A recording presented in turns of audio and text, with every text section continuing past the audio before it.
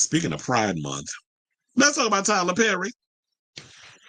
So, um, we'll get into a little bit of like the background of this Derek Dixon guy because I don't think many people are familiar with who he is and all this other stuff.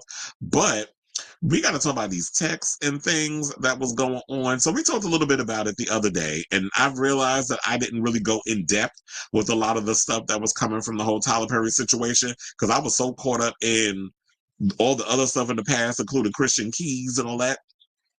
So the alleged text messages from Tyler Perry from his sexual harassment suit referenced the accuser's body several times. Now, according to court documents from Complex, the 55-year-old filmmaker and playwright is being sued by the Oval actor Derek Dixon for quid pro quo, Trump's favorite word, workplace sexual harassment, sexual assault, and battery. Now, in the complaint, Dixon accused Perry of sending him unsolicited photos of Dixon's body from the set of the TV show in 2021, saying, "Oh my God, look at Think Sick Derek." I think he meant thick, which is meant one of the alleged sex. Break out in ass and thighs. Girl, why are you talking about the best part of a man's anatomy? If you're not supposed to be a homosexual, you're supposed to be into, let me see if this is, I think this might be the actual text, if y'all can see that. Okay, so then he went on to say, yeah, so basically in the text, they said, "Why did that photo make me jealous? You two together." It said, "Haha, I don't know. It's just Brad." So apparently what it was that he was walking with, I guess, another coworker or somebody else that he showed that he was walking down the street or something with, and then he was going to Chipotle, and then he said, "Thick Derek, get that Chipotle." And I call it shitpotle because that's basically what it is. And then he said, "Can you tell from the photo?" And he says, "No, I can't, only from your jeans." And I says, "Ha, that's how I measure too. If I'm not filling them out, I'm not working hard enough." And then I think he said right, and then it cuts off at the bottom and it says, "To make men swoon." So even if some people, and I've heard some people sit and say, "Oh, well, some of the texts, that don't really mean anything." It's not like he was really saying like, "Oh yeah, baby, I want to suck your dick." Like it wasn't none of that up in there. Because some people think like things have to be extreme for it to be harassment. But even if it doesn't come off as a harassment, y'all can't sit up here and deny and say that this is not flirtatious text, that these texts are not flirtatious, because that's exactly what it is. Then there was another one. Hold on. Let me pull that one up. Where he went on to say, "What's it going to take for you to have guiltless sex? Have you found that yet in therapy?" Says, "Yes, it's the exact same kind of car, geometric." Well, that's something else. But I think it was just, they pass. As he says, "Giving up my religious guilt, becoming a Buddhist. That's so cool. Where you came from." Unfortunately, Derek, I have friends who are in their 50s and 60s who are still dealing with that, and it's so sad. You can have freedom. You could have freedom. I was trying to edit it, but he said you could have freedom from religious guilt and still believe in Christ. Really? Because it don't seem like you following that when you say that you can have freedom from religious guilt. But isn't that what usually it teaches people, especially when it comes to homosexuality and in people's belief in God, that they think that, oh, I can basically, I'm for, because, so for me, I'll say this: I'm not somebody who's deeply religious because I feel like religion is something that brainwashes people. It keeps y'all in minds enslaved because a lot of you can't think outside of whatever. So when y'all come up in here with your little quotes and stuff, you can take that shit and shove it up your ass. But I will say, for me, I follow more of a spiritual path. It's like, I believe that there's a higher power. I believe that there's something out there bigger than all of us. But all that extra stuff where y'all want to condemn and thumb your nose at people, act like y'all better than everybody, which is a lot of y'all in these damn churches, not just the Pentecostal and the Baptists and all that other stuff, but you do it in the Catholic churches too. So just like Christians in general, and a lot of how they running around and how they trying to indoctrinate our government as we speak, these psychopaths who are running around with Trump and all the other mess. And you hear this dumb shit Cameron Murray out there saying how horror movies are a portal to demonic stuff. I'm like, girl, if you don't go sit your dumb ass down somewhere, first of all, the most family entertainment movies your ass make is a horror movie within itself. So you want to sit and talk about stuff, girl, let's talk about your shitty ass films. But get back to this. I do feel like there's a lot of guilt and stuff that goes on with Tyler Perry. And then hear more about this stuff, how when he got with Derek or whatever, they said he plucked him from obscurity or whatever. They met at a party in like 2019, or whatever the case was. And what I did not know about Derek is that Derek is also a playwright. He was somebody who was similar to Tyler Perry that was writing plays and this, that, and the other. I believe I have the names of the plays and things in here. I got to scroll down to it. Yeah, so this after studying acting, he began his career in theater, appearing in productions like The Lion in Winter, Romeo and Juliet, and The Boys in the Band. And this is according to Essential Theater. His time on stage inspired him to start writing plays of his own. And he said the plays that was drawn to the most were the ones that were really hard to read because they dealt with the situations that were so real. So I thought maybe I have a story to tell. I just opened Microsoft Word and started typing in the playwright format. Oh, maybe I need to look into that. I'm like, Microsoft Word got a playwright format? Who knew? And I got to update my Microsoft Word. And they said, after a while, I thought I like this and I could totally do this wearing sweatpants. And that's always the great thing about being a writer. You don't have to impress nobody. You don't have to get all glammed up. You ain't got to wear like a suit and tie, or unless that's just a way to get those creative juices flowing, whatever floats your boat. Some people use liquor. Some people, have a lucky tie or whatever the case is. Yeah, but it inspired him. He's a writer. He wrote plays such as Homewrecker, Red Snow, Pictures of People, Work of Art, and Green Light. This is according to Essential Theater. So maybe that's what it was. They met at this party, and he and Tyler kind of kiki together because they had something in common. Tyler is a playwright. Derek is a playwright. So they probably had playwright conversations. And then I'm sure there was a little flirtation stuff going on between them. And what I think would happen with Derek, even though based off the suit or whatever, that he wasn't really into Tyler like that. I do think that he saw an opportunity where this guy was in a powerful position. He was like, you know what, I'm gonna just play along to get along and see how far I can get, and maybe, with me playing and being flirtatious and stuff, it'll help my career in some sort of way. But then things took a turn for, the worst or whatever. When you're hearing stories about Tyler threw him up against the wall and grabbed him by the neck, and it was about, oh, let's see how hard you get. Yeah, this is the tea that's coming out about him. That apparently you got excited because I put my hands around you in that. And then we hear the stories about Christian Keys being grabbed by his dick. He didn't say that it was Tyler Perry per se, but a lot of the similarities between these two reign true in a way. Well, I should say a lot of their stories have similarities, is what I should say.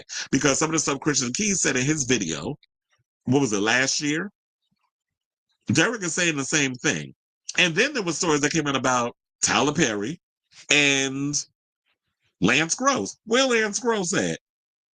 Because apparently there was a story that came out that Tyler allegedly grabbed Lance's peen and Lance socked him in the mouth. So there's an old story going around there. And don't even get me started about Boondocks. Remember when the Boondocks talked about how Tyler has this fetish for these big muscular light brights? Did a whole episode on it. They was exposing Tyler. Tyler got pissed to the point that he had them remove the episode. And not only that, some people believe that he had a hand in getting the Boondocks taken off TV. And if y'all don't think that Tyler Perry got a lot of power running around here, particularly in Black Hollywood spaces, then y'all about as slow as y'all was on this whole Diddy case. Because how many times I got to keep telling y'all when it comes to these people in power? And they be like, and then I've seen some people go and say, well, if this is what happened to a lot of them, why didn't they go to the cops? Why did y'all keep this quiet for so long? And it's like, do you not think that people of this type of power have police officers, government officials, politicians, this sort of thing in their pocket, especially when you are a person of certain stature who's giving money to certain organizations? And if you're getting those big donations from these people, it's like, yeah, I have the money, I have the power, I have the control. So you think if I'm shelling out money to certain precincts or to certain organizations or certain charities or whatever, and I do some dirt, that then I'd be like, if y'all expose me on some shit, that I won't pull my money away from y'all and y'all will go out of business, or so this is how this country works. It's sort of like corporations running everything, criminal activities, people looking the other way because they want to keep their little businesses afloat and they want to keep living the lavish lifestyles that they've been accustomed to because they got their hands dirty in certain things. Everything kind of intertwines and interlinks within politics. So people got to look beyond the situation. So when you get the little Davids that come along and try to take on Goliath, then it's all of a sudden it's always the victim's fault. And the one thing I'm still mad about with Christian Keys is that he the one that started all of this. He the one that planted these seeds a year ago. Was threatening to expose Tyler ass to my he had video and all this other stuff. And what happened? All of a sudden he got quiet because he got paid off. So it's like, how you gonna get all our booty holes puckering for the tea? And then because you was putting out a little bat signal to Pastor Perry, then all of a sudden, you got what you got, and now you done sashayed away and went underground. Never to be heard from again. Lance Gross disappeared too. We ain't heard from him. And we know we're not going to hear from Derek. Especially with this $200-something million lawsuit he got coming. And with that coming, some people are like, why he asking for so much money? Now, I do think that price is a bit extreme. However, if you're going to aim big. Pay me for my pain. I'm sure he'll settle. Because that's what Miss Pastor Perry do. She settles. And Derek coming out with all this tea, he ain't never going to work in Hollywood again. He's officially been blacklisted. Well, I don't know how much reach Tyler Perry has on the white side. So we'll see if he'll be able to have a career in that space. I highly doubt it because I ain't never heard of this boy until he came out with this song. I don't watch Tyler Perry stuff. I'm not that type of, if y'all like what he do and what he puts out there, that's great. However, I like a little substance when I watch things. I don't get pleasure in watching Black people being abused for entertainment. And that's what his sole bread and butter is. Feeding y'all your own damn trauma for entertainment. So I don't get into all of that with him. But if y'all like it, I love it. And some people also was asking, why would Tyler go around and risk it all for this boy? I forgot the term that a friend called this white child had me cackling. But I think we need to get beyond the whole, a white man trying to take the Black man down, whatever. Clearly that's Tyler type. If y'all to sit up here and say it's not, and I'm like, why did he go after men who are light skinned? He got a specific situation that he likes. I don't think anybody specifically has one type they're into. I don't just like one type of person. So I don't expect everybody to just have one particular type that they like. And Tyler clearly likes men that are kept in great shape. And also you have to realize he's an apex predator. He's an alpha male. Or at least pretends to try to be one. She a butch queen. So when you're trying to play up in that whole alpha male situation, the predator chasing after the prey is way more exciting than, just some old, boy that's willing to throw their legs up to Jesus and be a kept woman in the household, in the mansion out in Atlanta. That's not exciting to an apex predator. I need to go out and I got to hunt for my food. With the spear or whatever else the hell you want to go out there and hunt your food with, or the little rifle. I was trying to be all old school, but y'all know what I'm saying. It's like he's an apex predator. He's not interested in trying to go out and just, there be some dude that wants to hook up or whatever, sign an NDA. I'll keep your secret. That's not exciting. That don't get my dick hard. I gotta hunt for my food. I gotta hunt for my prey. So you go after those people. You're willing to risk the career, but because you got the money, the power, and all this other stuff to be able to hide it all or make it go away if you pay them off. But Pastor Perry need to realize all that shit you do, it's going to catch up. Because look how long it took for them to get Diddy. 3 decades. It took you a little shorter because you only been out here for 2 decades. But for the most part, you keep all that stuff up. I keep telling people it's going to come get you eventually. And I think we also need to stop making the excuse of, he's power. He's a Black man that gave a lot of people a lot of opportunity. Yeah, a lot of actors. And this theory I came up with earlier. So all these actors like the Tarajis and no neck ass Sherry Shepherd and all them other ones, he pays us so much money. He's the only person that's ever given me a bump in pay. I work for all these other people. They don't be giving me as much money as Tyler. Well, I guess all that money that he supposed to be paying these people that work behind the scenes, like these writers and all this other stuff, yeah, of course he got enough money to pay your ass. to stay loyal to his bullshit. So of course he's not gonna, he's of course he's gonna be able to have y'all coming out here with your little bullhorns and windmill hard for him. Tyler ain't stupid. If there's one thing I've noticed about this old Ty Queen is she's a master manipulator. Smart in that part. And got y'all out here going hard. I can't tell you how many of them old hyenas was up in here clicking at their mouth. Just hard. During that the group interview that he did for that sorry ass movie he just dropped. What was it called? The Last Straw? That one, they all up in there going hard for Tyler. Oh yeah, he paid me so much. His Lord Jesus, he gave me so much money. He paid me lovely. Like they were doing all of that. And I just found it funny that it was just like, and then they said in the past and stuff that he's kind of come across as being a little disrespectful with certain things. Then there was a whole situation where he came at somebody over a wig or their hairs or how they presented on camera, something or other. So he be doing his little, his little shady thing. She a shady old queen. So, as I said before, as I've pointed out with Tyler stuff, I do believe also with this boy that that I do believe that Derek saw opportunity with these situations because remember he kept saying like he was going back to the house in time. He was in the guest room. He got drunk.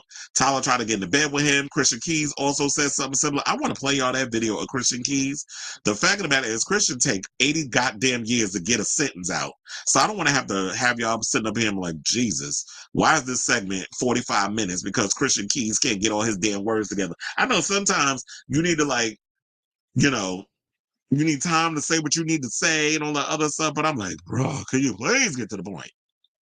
It drove me crazy back when I first watched it. But we got the gist of everything.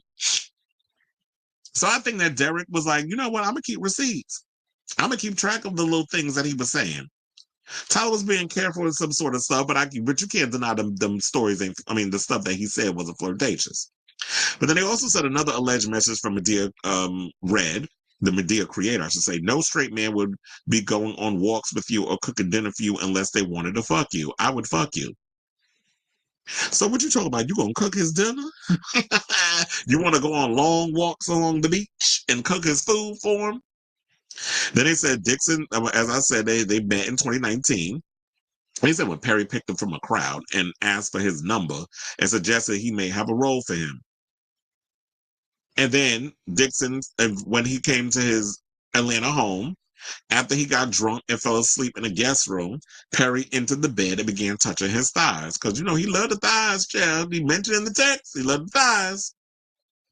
I mean, look, whenever I get my dark meat from a chicken, I eat the legs and the thighs. That's all I eat because I don't like wings. Wings don't never have meat on it. Breast is too damn dry. And they said, despite rejecting his advances, Dixon said Perry continued to pursue him and cast him as Dale in the Oval, which was a character, from what I heard, was someone who was down on his luck and homeless, whatever, and was sleeping with whoever he had for 3 hots and a cot. So that sounds familiar.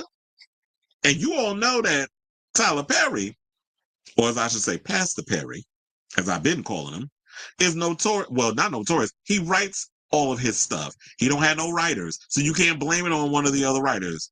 Tyler, you the writer. You create everything. You're behind everything because you don't want to share any ideas with. You want to be the center of it all, the apex predator. You're the alpha male. So you wanted to make sure that you roll this up. So it's like, it's a little coincidental that his character that he played on the Oval is similar to a situation that happened between you two. So you snitching on yourself in your own work. And this is why I always say this what happened with artists. Look, R. Kelly did it too. If you listen to a lot of his songs, he's pretty much telling on himself. He ain't the first and won't be the last. So I feel like a lot of people now, I feel like y'all about to do, everybody talks about the Christian Keys thing and the Boondocks. But I feel like in this situation, I would not be surprised if people start looking into, like, really deep diving and digging deep into a lot of his writings to pick out the Easter eggs. And I would not, and look, didn't he also create that show? What's the little stripper show with Eva Marcel where they be showing all them dinglings and stuff up in there? They show dingling on Ruthless too. But the way they be showing all this stuff, that stripper show, I was like, Tyler, I see all through what you doing.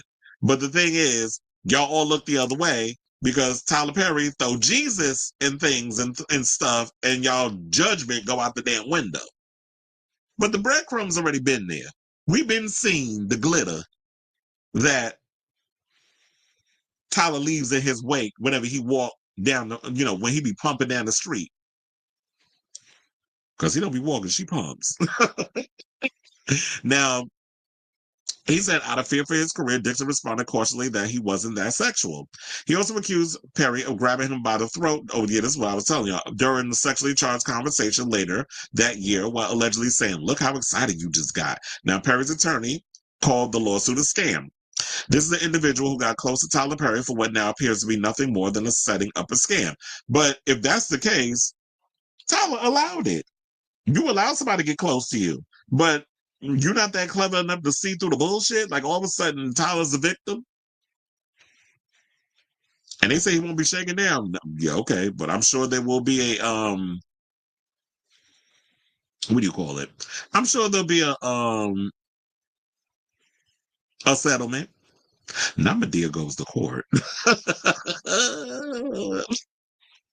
Oh yeah, this is the one that I saw for the neighborhood talk. Hold on, let me pull that up and then we could be done with this damn story because I always feel like this shit goes on longer than it needs to. So yeah, they said Tyler allegedly told him he was a top. They said when you have a big dick and hit that G spot right on these bottoms, they go crazy. Let me find out. First of all, I gagged when I found that out the other day. I'm like, wait a minute, Tyler Perry's a top. And we had to find that out on Beyonce's internet. Where did he do that at? Who gives a fuck whether or not the White House does not plan to recognize Juneteenth? Speaking of which, before I forget, because clearly I did, I meant to say that in the beginning of the show. Happy Juneteenth, y'all. And we out here talking about Tyler Perry. But anyway, I was like trying to see if I could read the comments or what some of the people were saying, but yeah, you already know, like, neighborhood talk spend like putting 80 goddamn topics a day. So yeah, some people said Tyler Perry hasn't even let us see his son, and y'all think he's gonna be this loose? Nah, I don't believe it. Y'all are that dumb. First of all, me not showing my son to the press ain't got shit to do with whether or not I got a sexual appetite, because y'all already know when it comes to men, we're pretty dumb when it comes to, our horniness and risking it all for some sex. Like, y'all can't be this damn obtuse. And then they keep saying black wealth is under attack. And here's another thing, I'm sick of y'all doing that. Just because somebody has money, just because somebody does things for a community doesn't necessarily mean then they're beyond reproach. And if you're going to be out here taking advantage of people, but you're going to cloak that with, and how many times we've heard these stories, white people do it too. Where y'all sit up in here, we give money to charity, we give money to all these organizations, we perpetuate this certain image that we come across looking like we're saints, the second coming of Jesus. But underneath that good guy persona lies a little something more sinister. So they out here running sex trafficking rings. I'm just throwing stuff out here. Or something crazy where it's like, oh, you out here abusing people. Like, we've heard many stories about this over the years. Why do people have a problem believing that? Because Tyler Perry has accomplished so much and nobody's taking it away from him. I'm glad that he has his own studio, that he's out here doing the things that he's doing for the community, that he's supplying a lot of black people with a lot of jobs. But that does not excuse the fact if he is somebody out here who is taking advantage and abusing his power to get what he wants out of someone who doesn't have power, be it Derek, Dixon, Christian Keys, allegedly, and Lance Gross, allegedly, and the many others who have been touched, not by an angel, but by Pastor Perry, and are too afraid to come forward because of the situation that's going on. Because where there's smoke, there's fire. And I'm sure there will be plenty more people that's going to come out and spill the tea. And at one point, are y'all going to wake up and realize that we should believe victims until proven otherwise?